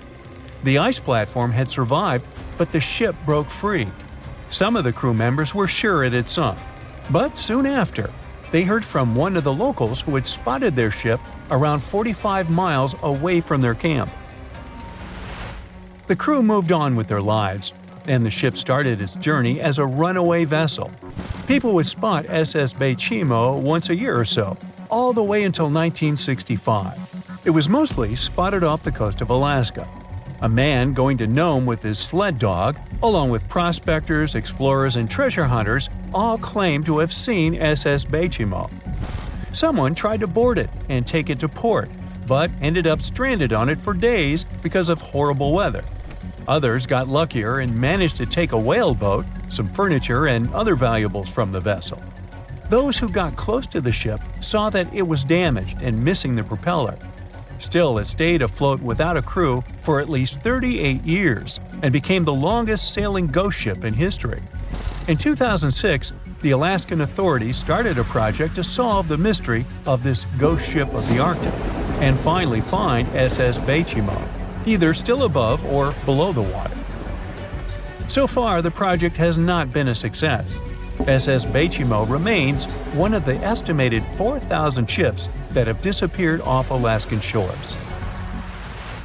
If the legend of the 17th century isn't lying, this ghost ship could be sailing somewhere along the Flying Dutchman. It belonged to the Dutch East India Company. Its captain managed to do the impossible for that time and sailed from Holland to Indonesia in only 3 months. They said he was flying over the sea, and some evil tongues explained that he had made a deal with evil forces to achieve that. Once the ship was sailing back home, its captain and crew disappeared without a trace. There are many versions of what happened to it. One of the first ones said it had tried to enter port at the Cape of Good Hope, got in a terrible storm, and sank as there was no captain to save it. Another legend says the captain had refused to obey the skies to let the ship sink during the storm. A scary life form then struck the boat and the crew, and it was condemned to forever wander without rest. Many sailors claim to have spotted the Wandering Dutchman. The Duke of York, who was to become King of England, mentioned having seen it in Australian waters. Right after spotting the ship, the man who saw it first fell from the top of the mast and didn't survive. There were more encounters with this legendary ship up to the middle of the 20th century. Ships would nearly collide with it as the Flying Dutchman jumped out of the blue. Scientists have a more logical explanation for this mystery: Fata Morgana, not to be confused with Hakuna Matata. Now, when you're out at sea on a hot day and the air is all wavy, it feels like when you look at the road on a scorching summer day. That's because of something called atmospheric refraction. When light passes through different layers of air with different temperatures and densities, it bends and twists. Sometimes, under certain conditions, this bending of light can create really bizarre optical illusions over the ocean, like sightings of the Flying Dutchman. The Fata Morgana phenomenon can make distant objects appear distorted, stretched, or even lifted above the horizon. So you can see a ship far away, but because of the way the light is bending, it will look like it's floating above the water or even disappearing and reappearing. A Fata Morgana is most commonly seen in polar regions, especially over large sheets of ice that have a uniform low temperature. But you can see it anywhere, even in deserts and over lakes on hot days. The first stories about ghost ships go all the way back to ancient Greek and Roman mythology. One of the most famous ghost ships in history is the Mary Celeste. This brigantine was traveling from New York City to Genoa and was fully stocked with provisions, but missing a crew when it was discovered in the Atlantic Ocean in 1872. The crew's personal belongings were also there, completely undisturbed. The final entry in their log was made 10 days earlier. We still don't know what happened to its crew, and the ship has inspired many spooky stories and legends. The Lady Lovibond was another legendary schooner that is believed to have been wrecked off the coast of Kent in the middle of the 18th century. The story tells that the ship's captain, Simon Reed, had just got married and took his bride on board for a celebratory cruise, despite the superstition that it could bring bad luck. They were on their way to Portugal when the first mate, who is also in love with the captain's new wife, went mad because of jealousy, attacked another crew member, and then took over the wheel and steered the ship straight into the dreaded Goodwin Sands. No one aboard survived, and the schooner is said to reappear as a ghost vessel every 50 years.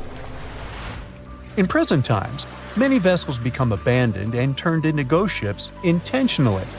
There are thousands of them floating in U.S. rivers, lakes, channels, and coastal waters. Some people lose their boats in storms and other extreme weather. Others have to abandon their boats because maintaining them can cost 10% of the boat's price. Plus, docking a vessel can add up to several $1,000s every year. Most boats have been made of fiberglass, so an owner can't just recycle them as scrap metal. So, once they want to get rid of it, they often tie it to a dock and sneak away, or leave it floating far away from the shore, or just try to sink it. When ghost ships sink in shallow waters, they can cause damage to coral reefs, mangroves, marshlands, oyster habitats, and wetlands. Plus, they can collide with unsuspecting regular ships and cause real trouble. So, don't do that. Enough said. Mirror check. You've got your beige parka on, your chisel is packed, and your overnight plane ride to Saudi Arabia is booked. You know what this means, right? Unfortunately, you weren't cast in the remake of Dune. It just means that you're ready to go explore the world's largest desert areas in the hopes of uncovering prehistoric secrets about our ancestors. Let's get one thing straight. If you ever thought that deserts were empty spaces, think again. They might be filled with sand as far as the eye can see. But they also hold a lot of history, because before humans settled down in cities and towns, we were nomadic people, and we traveled all around the globe looking for food, water, and shelter. So we had to come up with some interesting stuff to survive. Like this thing that was found in the desert of Saudi Arabia. Do you have any idea what this could have been? Over many years, scientists have discussed the origins and use of huge structures such as these ones. It seems our Neolithic ancestors were way smarter than we gave them credit for. They didn't spend all their hours around the fire carving weapons out of stone. No, they were also practicing their architectural skills. These huge stone structures are called desert kites, because if you look at them from a distance, well, they sort of look like kites.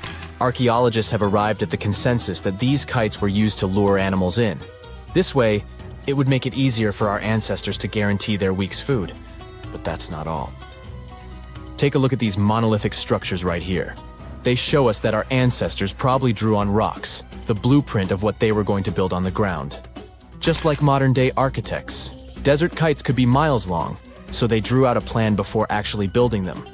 The most surprising feature of all is that these kites were built even before things such as Stonehenge. We're talking around 7,000 to 9,000 years ago.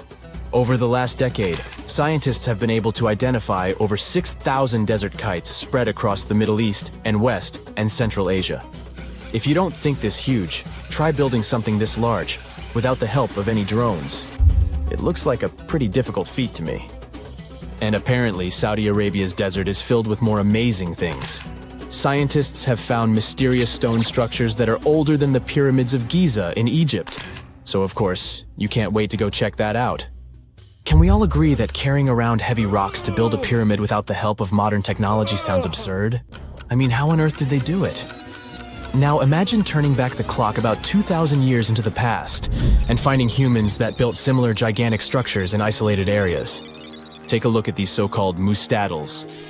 They are rectangular structures built from piled-up stones, found over 77,000 square miles. Some archaeologists believe that these monuments were used for ritualistic purposes, maybe processions of some kind, where people would walk from one end of the plateau to the other. I'd be down for that. Now let's move on to another deserted area. We're entering the world-famous Sahara desert landscape. Isn't it beautiful? Here, you're about to unravel an ancient mystery, something that took years for researchers to solve.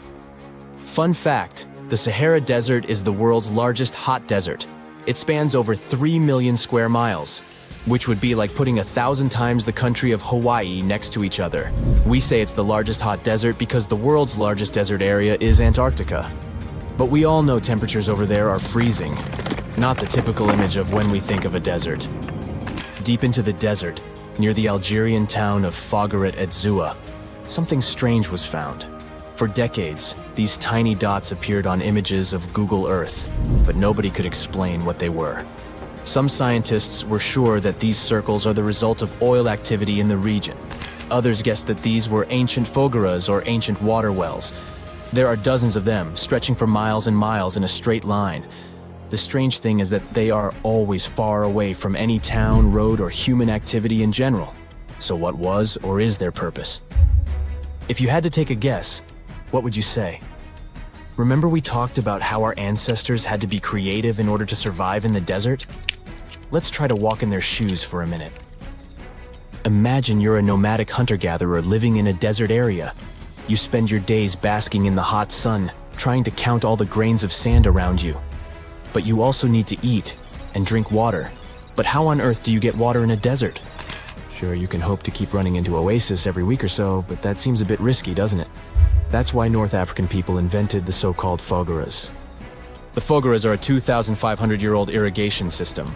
Locals would dig deep wells in elevated areas, wells deep enough to tap into underground water.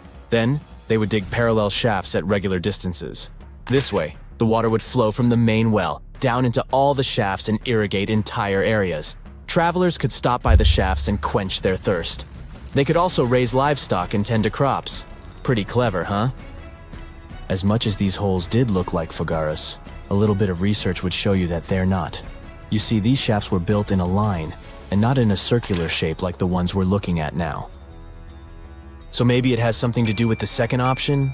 Maybe these desert holes were related to oil activity in the region? Let's have a look at the holes up close and personal. From Google Earth, they don't seem that big, but in real life, they are huge craters. The tip to uncovering what they are is hidden beneath the sand. If you were one of the researchers originally uncovering the truth behind this mystery, you would have found something unique hidden in the sand: old dynamites and vintage sardine cans. Putting the pieces of the puzzle together, scientists found that these sardine cans were a model from the 1950s and 1960s. It seems that entire teams from that decade would camp out while they surveyed the area for oil. And what about the dynamites? These were used for seismic surveying. This is an old technique, used to identify if there is oil and gas beneath the Earth's surface. Still in North Africa, you find out about another desert mystery worth exploring. Near the city of Tiaret, southwest of Algeria's capital, one runs into 13 peculiar monuments. These structures are also called jedars, and yes, I am aware of how much that may sound like a Star Wars reference. They are pyramid-like in their shapes, and as far as scientists know, they were used as final resting places for the people who lived in the region. Can you guess who these were? Most likely the Berber nomads. And since we're talking about ancient stuff, they were probably built between the 4th and 7th centuries CE. Once scientists began to explore the insides of these monuments, they found they were pretty big inside. They found large underground vaults, chambers, and labyrinth-like corridors that gave way to over 20 compartments. It could take you up to 2 hours to walk around in them, and apparently our ancestors also used its walls to depict images of animals and hunting scenes. There's no definite proof of what these jedars were used for, though. This is so neat, huh? I'm sure that our world's desert is filled with many more mysterious things for us to unravel. I guess I'll see you next time so that we can continue our... Well, a biotech company called Colossal just announced something wild. They say they've brought back a direwolf from extinction. But did they really? What they've really done is way stranger, and maybe even more important. Their team has just created a brand new predator. Not a clone, not a revival, but a new species. These cute cubs are built from gene-edited wolves, shaped by ancient DNA and born through cutting-edge biotech. So wait, are the Jurassic Park horrors coming for us? Well, let's see. Now, direwolf was the massive muscular predator that roamed North America thousands of years ago. Most people think these were just some sort of bigger gray wolves, but don't be tricked by appearances and the name. In 2021, a landmark study came out. A team of researchers in major institutions studied actual direwolf DNA and discovered something shocking. These guys weren't just big gray wolves, not even close. They were separate animals. Genetically, direwolves split off from wolves roughly 6 million years ago. Just to put that in perspective, humans and chimps split about 6 to 7 million years ago. So direwolves and gray wolves are as different from each other as we are from chimpanzees. They look similar because of the so-called convergent evolution, when two species evolve similar traits because they live in similar environments. Think of sharks and dolphins, both streamlined, both predators, both ocean hunters, but different animals, and dolphins are way cuter. So Colossal said that they revived this animal, a dramatic and bold claim. But it's not quite true. In reality, they genetically engineered a new kind of wolf. It's not a direwolf, it's not even a known species. It's a synthetic animal, one that's never existed before. And this is a massive deal, both incredible and terrifying.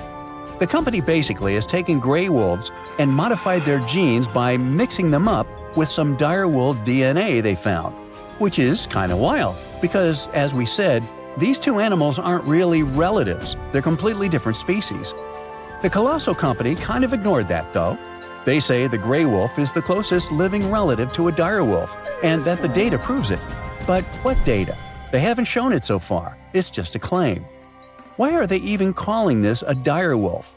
Well, they're saying their cubs are close enough to a direwolf and maybe fill the same role in an ecosystem. Basically, if it behaves like a direwolf, walks like a direwolf, and preys like a direwolf, doesn't that count? Sounds kind of dire to me. Well, if we're being honest with words, then not really. Biologically, genetically, evolutionarily, this is now a modified gray wolf. So, how good or bad is it? Let's figure it out. The good part is that the research like this might help us restore the planet's ecosystem and ecology. Colossal and similar teams are trying to develop technologies that could be used for especially important causes. We don't notice it in daily life, but species are quietly, constantly disappearing. Scientists estimate that over 1 million species are at risk right now. When ecosystems lose a species, especially because of humanity's actions, it's like pulling out a block of a Jenga tower. Too many missing blocks, and the whole thing wobbles. But Colossal believes that if we can't bring the exact block back, we can create one that fits closely enough to stabilize the structure. For example, they've also worked on cloning red wolf-coyote hybrids. This might help repopulate U.S. ecosystems where red wolves once thrived. All the tools these scientists invented might even help with currently endangered species. Another genuinely mind-blowing part is that scientists working with Colossal found real, usable DNA from direwolves. That alone is a massive achievement. We do have direwolf fossils, tons of them from the La Brea tar pits. Hey, don't stick your toe in there. But those fossils are soaked in tar. Because of that, their DNA is usually ruined. But the team managed to find some direwolf bones that are over 12,000 years old. These specimens gave researchers enough material to begin building a direwolf genome. Not a full one, but a basic blueprint. Even if we ignore the wild new species part, this achievement is still huge because it'll help us study the extinct direwolves in more detail. We might now learn more about this animal than we ever did before. It's literally molecular archaeology. Now, all this is great, up to a point. The controversial part is, of course, the Jurassic Park one.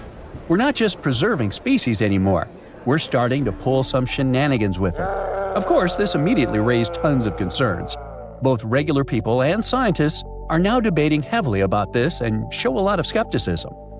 Another problem is that actual ecosystems are way more complex than Jenga puzzle pieces.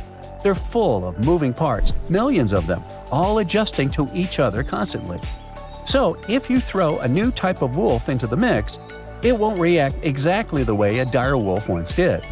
The times have changed, the ecosystem has changed, the extinction happened, nature adjusted, and throwing these cubs into the wild now might be even more destabilizing. That's why these new wolves aren't being released into the wild. They won't be hunting bison or roaming ancient grasslands. That world is long gone. Their prey is gone. Their ecosystem is gone. Instead, they'll stay to live in the lab. But if we do start to put our own animals into the ecosystem one day, what happens when ecosystems start depending on human-made species to survive? Well, it's like I always say, it's nearly impossible to science your way out of a situation that you behaved yourself into. If you can't change the behavior, the science might only be flashy and not the solution. Anyway, all these are hard and important questions. For now, we might at least exhale with relief that no one is bringing the dinosaurs back. Yeah. DNA doesn't survive more than 1.5 million years, and dinosaur fossils are stone now, not cells. You can't clone from stone. But what about animals that vanished more recently? Creatures that once lived during the Ice Age, or even just a century ago? Those are within reach. The most famous example is the woolly mammoth. These shaggy giants once stomped across the tundras of the north, shaping nature by knocking down trees, flattening snow, and fertilizing soil. Their disappearance helped turn thriving grasslands into mossy, carbon-trapping bogs. Now scientists want to take preserved mammoth DNA from frozen remains, compare it with elephant DNA, identify the key differences, and create a new hybrid. Kind of the same thing we did with these new dire wolf cubs. It would be a cold-resistant, tundra-stomping, woolly-coated mammoth elephant. Like that. These guys would be close enough to fill the ecological niche that mammoths once held. Then there's also the passenger pigeon. Once the most abundant bird in North America, flocks so massive they could block out the sun, but we hunted them to extinction by the early 1900s. The last one, named Martha, passed away in a zoo in 1914. But we have her DNA preserved in museum samples. And today, using AI and genomics, scientists are working to recreate a living bird that behaves like a passenger pigeon. These birds could help regenerate forests, spread seeds, and restore a part of the lost sky. And finally, the Tasmanian tiger. a striped wolf-like marsupial that once roamed Australia. It was hunted to extinction in the 20th century. But its DNA is abundant. Museums collected pelts, fossils, and even preserved pups. This one was a keystone species, a stabilizer, a hunter that helped keep ecosystems in check. So they want to restore this one as well. The idea is to bring back extinct species using artificial intelligence, genetic sequencing, and the rapidly growing toolbox of biotech. But all this has to be done very carefully. Otherwise, the species could destabilize the environment instead of helping it. Now, on the good side, even if we never bring a mammoth back, this research is already saving lives. For example, the northern white rhino. There are only 5 left, and only 1 male among them. Extinction is practically written into their future. But using preserved cells and cloning techniques, scientists are working on rebuilding the population. In any case, it looks like we're entering a new era of biology, and this discovery is going to start a conversation that will be going on for decades. You plan to spend your summer vacation in Africa. The final destination is the Sahara Desert. It's located in northern Africa, stretching from the Atlantic Ocean to the Red Sea. You're excited to ride camels and learn about the region's rich cultures. You hop on an extensively long flight, and finally, you are here. You find yourself in the world's biggest hot desert. Can you believe it's 3 million square miles? You're ready for your first adventure after drinking liters of ice-cold water. The guide gives you a choice. You can spend 2 weeks visiting a collection of oases, or you can help them solve an ongoing local mystery. Deep into the desert, near this Algerian town, lies a mystery begging to be solved. A collection of huge, spotted circles in the sand. There are dozens of them, stretching for miles in a straight line. The circles were first identified via Google Earth images several years ago. People have debated them for years, but no one seems to know the answer. The strange thing is that they are so many miles away from any towns, roads, or human activity. The quickest way to discover the truth behind the circles is asking questions. You grab your notebook and set out to talk to locals. Everyone is helpful in this scenario: geographers, anthropologists, elders, and historians. The first person you talk to is a map expert. You need to understand if those circles were authentic or a satellite glitch. You end up interviewing the people who take Google Earth satellite pictures. The circles are really there. They appear in multiple pictures from many years. Then, let's understand why they are there in the first place. After 2 days of interviews, you have your first lead. The circles could be the result of oil activity. Experts explained why this would make sense. Algeria is a rich area for natural resources, so this would be a sensible guess.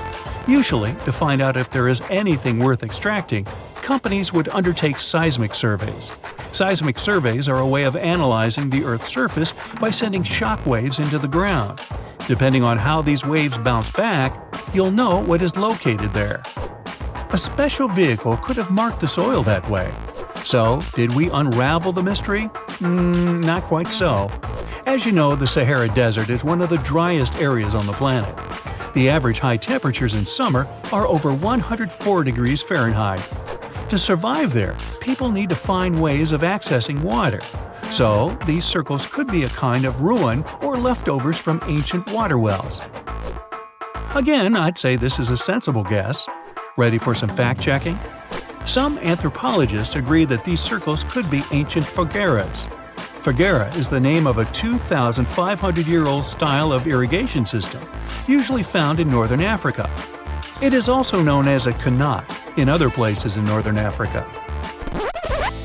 Locals would dig a deep well at an elevated point, deep enough to tap into underground water. They would then dig parallel shafts at regular distances. Then they would dig an underground channel that connected the city to the well. Solely with the help of gravity, water would run from the well to the city. This traditional technology provided water for crops, livestock, and humans. Now, let's say these wells made human-made oases possible. Even the closest municipality name was an indication that this could be true. The name Fogueret Essaouira is actually named after Foguerets, these ancient wells. Now, this lead was proving to be very accurate. You decide to travel over there to see for yourself. You take a local bus, sit back, and enjoy the ride. The landscape in northern Algeria is filled with ancient-looking towns. You even see ruins of wells along the way, on the outskirts of smaller cities. Opening Google's satellite images, you can see the Qanat's markings on the ground, a series of holes running down several miles. But as soon as you arrive, you find out you were wrong. Dale Lightfoot, one of the world's leading experts on Qanats, said that the circles were definitely not Qanats. Even the satellite images confirm this difference. Uh-oh, we were so close.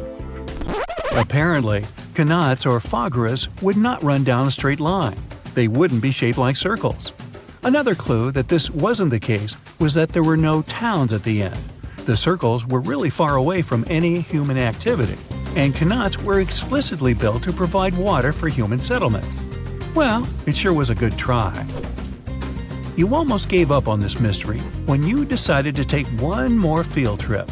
It was days of preparation, pick-up cars, food, equipment, all so that the mystery of the Sahara circles could be unraveled. On the first day, you drove over 99 miles into the desert. You were always curious to see what this part of the world looked like. Over there, you see nothing but mustard yellow dunes. The night sky is pretty decent, though. You can see the entire Milky Way with your own eyes. You set up camp and sleep under a canopy of stars. The next day, tension grows. There's no cell reception. Oh dear. But thankfully, you added the coordinates of the circles to your Google map. And surprise, the offline mode works out there. You follow the coordinates, but it leads you astray. You start to get nervous, thinking this was all in vain.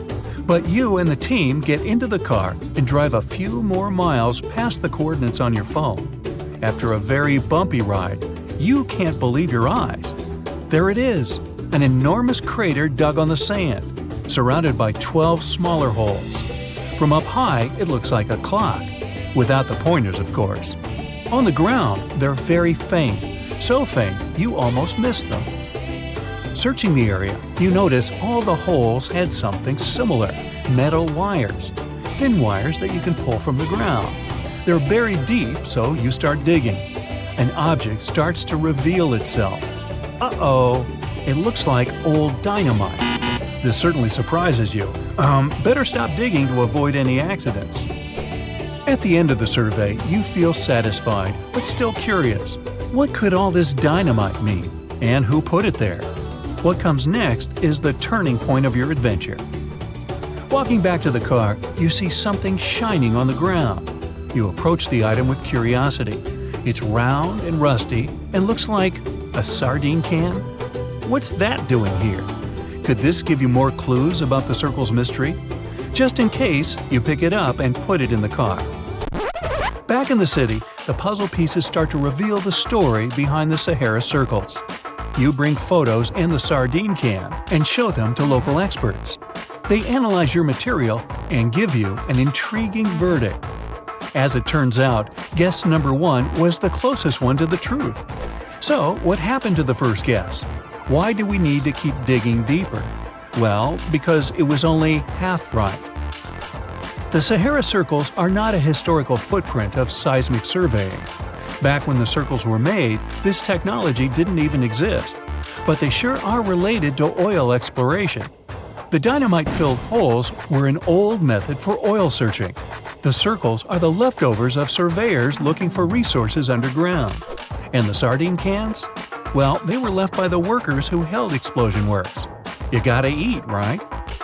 According to the model of the can, this happened more or less around the 1950s and 1960s. So these circles aren't even that ancient. More like modern ones, if you ask me. Well. Hope you are glad you tagged along and helped unravel this mystery. See you in the next mystery-solving adventure. It's dark, and it's hot, and it's difficult to breathe deep underground in Quarry mine in the heart of Botswana. It's been countless hours since your shift started, and yet another rock in your hands doesn't look promising. On the other hand, there is a tiny chance that it's the largest diamond you've ever found. You decide to inform your Canadian bosses from Lucara Diamond Corp. And bingo! The stone you found turns out to be a breathtaking 2,492 carat diamond, the second largest ever found. Now, the average engagement ring size is 1.7 carats. It means that just this diamond could be enough to supply rings for more than 1,465 brides. You can compare the size of the previous stone with the size of a fist. And the weight of this priceless giant is over a pound. Its value hasn't been determined yet, but how about we speculate a bit? So, another diamond from the same mine, called the Constellation, was sold for $63 million in 2016. And that was only 813 carats, less than a third of this new one's size. The only other discovered diamond that's larger is the famous Cullinan diamond. It was discovered in South Africa back in 1905 and weighed 3,106 carats. Now, calculate how many engagement rings we could make out of it and write the number down in the comments. Sadly, it was later cut into several smaller diamonds, and some of those pieces are now part of the British crown jewels. Interestingly, once there was an even larger diamond-like stone, a black diamond called carbonado. It was found above ground in Brazil in the late 1800s. The coolest thing about it is that it may have come from a meteorite. The Sergio Carbonado, which is the stone's name, was broken into smaller pieces. They wanted to use it in industrial drill bits because it's one of the toughest materials on Earth. This new diamond was actually found with the help of advanced technology. The company used an X-ray system called Mega Diamond Recovery X-ray Transmission to detect the stone. This isn't the first record-breaking diamond Lucara has found at the Quarry mine. Back in 2019, they discovered the Suelo diamond, which was 1,758 carats. At that time, it was the second largest diamond in the world. Luxury brand Louis Vuitton later purchased the gem for an undisclosed sum. And before that, in 2015, they found the Lassetti La Rona diamond at the same mine. It weighed 1,109 carats and brought the company $53 million in 2017. Diamonds aren't the only amazing thing you can find in the ground. The better and deeper you dig, the rarer objects you're likely to discover, like an ancient lipstick, for example. It might be the oldest lipstick in the world since it's about 5,000 years old. This deep red lip paint was found in a stone vial in southern Iran. The vial actually popped up in 2001, but it took researchers until recently to figure out what it really was. Because it's not like modern lipstick in a tube. People likely applied it with a brush. Researchers are happy, since this find could give us a glimpse into what women from the Bronze Age might have done to stand out. Those from elite societies probably applied this lipstick to look glamorous and show off their high status. Now, here's the backstory of the vial. It came from a 3rd millennium BCE graveyard and was linked to the powerful Marhazi civilization. It was a big deal in that part of Mesopotamia at the time. The graveyard was uncovered after flooding, and unfortunately, looters got their hands on many items. But luckily, the authorities managed to recover this particular piece. The vial caught scientists' attention because it was different from other items they'd found. Normally, they'd come across gray, compact substances in similar containers. But when they opened this particular one, a loose, fine powder spilled out. It was dark grayish-purple in color, nothing like what they'd seen before. When the researchers analyzed the powder, they found out that it was made with hematite, which gave it a rich, deep red color. It also had other ingredients like vegetable oils and waxes, making it really similar to what you'd expect in a modern lipstick. Apparently, back in the Bronze Age, makeup was a sign of luxury and superior status in that area. It showed off wealth and power, especially in elite circles. By the way, the researchers don't want to claim for sure that this is the world's oldest lipstick, because who knows? Something older might turn up someday. How about we move to Bulgaria right now and do some digging there? Wait, there's no need to take a spade and dirty your hands. An amazing discovery is already waiting for you. There they found a large marble statue. It's almost 7 feet tall, which might depict Hermes, a Greek deity. But the craziest thing is that it was buried in an ancient sewer for around 2,000 years. The statue is in really good shape, especially the head, which is super well preserved. There are some cracks in the hands, but overall, it's in surprisingly great condition, according to the scientific director of the excavation. And here's how they found the statue. The team was doing a routine dig in southwestern Bulgaria, near the Greek border. This area used to be part of the ancient city of Heraclea, which dates back to the 4th century BCE. While digging, the researchers stumbled upon the statue's marble foot. From there, they carefully uncovered the rest of it. It was a total surprise for them, since they didn't expect to find anything like this. Right now, the team is working on safely removing the statue from the sewer. It's really heavy, so they're using a crane to lift it out and transport it to the History Museum in Petrich. Once they restore and conserve it, the plan is to put it on display. Experts are very excited about this find. It could teach us more about the local culture in Heraclea, which isn't a very well-known ancient site. Now, if you're dreaming of making discoveries like this one but don't have a degree, don't lose heart. Even an amateur can make a scientific breakthrough. For example, you could find a Roman dodecahedron. It's this weird, mysterious 12-sided metal object about the size of a grapefruit, and no one really knows what they're used for. Historians have been scratching their heads about these things for centuries. This particular dodecahedron was discovered last summer in a farmer's field near Norton Disney, about 35 miles southeast of Sheffield.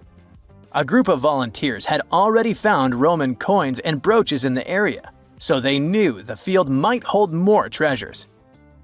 A geophysical survey had shown areas underground where the Earth's magnetic field was disturbed, hinting that something might have been hidden there. The team started digging trenches during a 2-week excavation. On the second to last day, in Trench 4, someone spotted the dodecahedron. Richard Parker, the group's secretary, was nearby making tea when he heard the shout. He said they were all shocked because they hadn't found much metal, and then, boom, that awesome artifact simply popped up. The extra cool thing about that dodecahedron was that it was complete, which is rare. Many others found before were broken or incomplete. Plus, it's larger than usual. Roman dodecahedrons can be as small as a golf ball, but this one is closer to a grapefruit. Now, the dodecahedron is on display at a local museum. So far, over 100 Roman dodecahedrons have been found in northwestern Europe, mostly in former Roman territories like the Gallo-Roman regions. They date back to somewhere between the 1st and 3rd centuries CE. Each one is a hollow metal shell, usually made of bronze. It has 12 faces, with differently sized holes on each face.